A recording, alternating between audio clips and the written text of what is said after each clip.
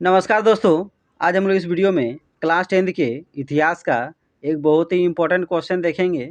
ये class 10th के board exam में कई बार ये क्वेश्चन पूछे गए हैं और भविष्य में भी इस क्वेश्चन के पूछे जाने की संभावना बहुत अधिक है। तो इस वीडियो को ध्यान से देखिए। तो देखिए क्वेश्चन है, जर्मन एकीकरण की प्रक्रिया का संक्षेप में पता लगाएं। तो यहाँ आपसे क्वेश्चन पूछ रहा है कि जर्मनी का एकीकरण कब हुआ, कैसे हुआ, उसके बारे में बताइए। तो चलिए जानते हैं कि जर्मनी का एकीकरण किस प्रकार हुआ है। जर्मन लोगों में 1848 ईस्वी से ही राष्ट्रीय भावना जाग गई थी। तो जर्मनी के जो लोग थे उसके अंदर अपने देश को एकीकृत करने की भावना 1848 से ही शुरू हो चुकी थी। उदारवादी विचारधारा के लोगों ने राजशाही और फौजों का कड़ा मुकाबला किया और सफल हुआ। तो जर्मनी के जो उदारवादी विचारधारा के लोग थे उन लोगों ने राजशाही और फौजों का कड़ा मुकाबला किया, यानी उन लोगों से लड़ाई लड़े और उस लड़ाई में वे लोग सफल भी हुए। उस लड़ाई में जो मध्यम वर्ग के लोग थे उन लोगों ने बढ़ चढ़कर हिस्सा लिया था।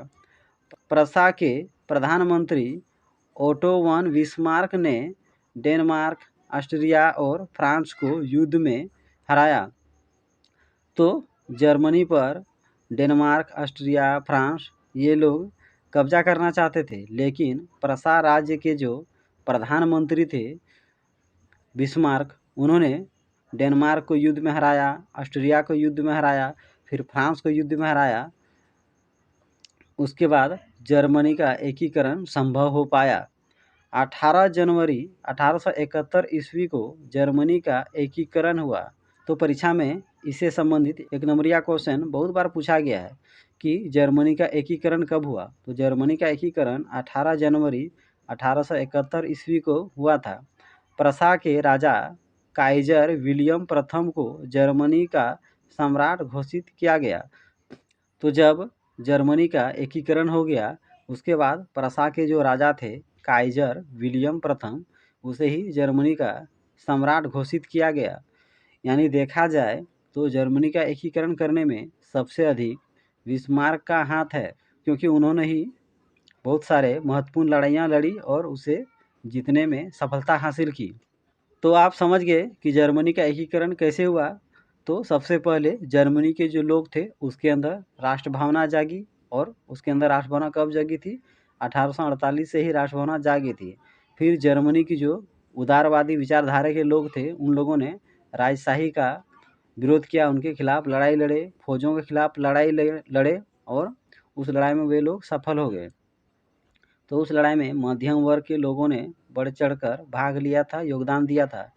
उसके बाद फिर जब जर्मनी का नेतृत्व प्रशा के जो प्रधानमंत्री ओटो वन बिस्मार्क थे इसके हाथ में आ गया, तो उन्होंने इसका सकुशल नेतृत्व किया और डेनमार्क, ऑस्ट्रिया, फ्रांस इन तीनों देशों को एक के बाद एक अंतराल पे हराते गए, जिसके कारण जर्मनी का एकीकरण संभव हो पाया। तो 18 जनवरी 1871 को जर्मनी का एकीकरण हुआ और जो प्रशा के राजा थे काइजर विलियम, उसे जर्मनी का सम्राट घोषित किया गया। तो इस तरह जर्मनी का एकीकरण हुआ। तो इसे अच्छा से पढ़ लीजिए। अगर क्वेश्चन आए कि जर्मनी का एकीकरण कैसे हुआ, किस प्रकार हुआ, तो आप इस तरह करके इसे लिख सकते हैं। और अगर बीच से क्वेश्चन पूछे कि प्रशा का प्रधानमंत्री कौन था, तो ओटो वन बिस्मार्क था। ओटो वन बिस्मार्क कौन था? तो ये प्रशा का प्रधानमंत्री था। जर्मनी का एकीकरण कब हुआ? तो 18 जनवरी 1871 को हुआ। फिर जर्मनी का एकीकरण जब हुआ तो जर्मनी का सम्राट किसे किसे घोषित किया गया? तो काइजर विलियम प्रथम को जर्मनी का राजा घोषित किया गया। तो इसे अच्छा से पढ़ लीजिए। और अगर मेरा वीडियो आपको अच्छा लगता हो तो मेरे यूट्यूब चैनल को ज़रूर सब्सक्राइब कर लीजिए।